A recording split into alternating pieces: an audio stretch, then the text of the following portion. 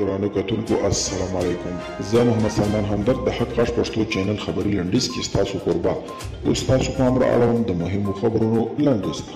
طالبان وایي هیڅ بهرنۍ ډلې ته به اجازه ورنکړي چې په افغانستان کې مداخله وکړي. د کونړ ځایي چارواکي وایي پاکستان پوځ په تیرو 40 ساعتونو کې پر مروري ولسوالۍ 14 توغندیتوب ولیدي چې عمله یې تلفات هم اوښتي. د کونړ د والي ویان عبدالغني مصمم وایي چې له دې توغندیو یو یې پر یو کور لګېدلی او له امله یې یوه ماشومه وژلې شوې او د کورنۍ 4 غړي یې نور ټپیان کړي دي. ایران وایي له خپلواک افغانستان او د دغه هېواد د سولې له بهیر اړخیز ملاتړ کوي.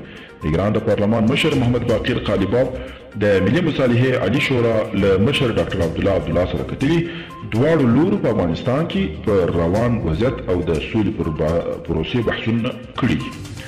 ختیځ کې د ملي امنیت ځواکونه ځانګړي ځواکونه وایي چې تېره شپه یې د جلال آباد ښار د 9مې ناحیې اړوند سیمه کې د داعش ډلې د ځپلو په موخه ځانګړي عملیات ترسره کړي چې په پایله کې د داعش ډلې یو تن قاضي او اداري امیر قاضي امین مشهور په ابو معاویه وژل شوي.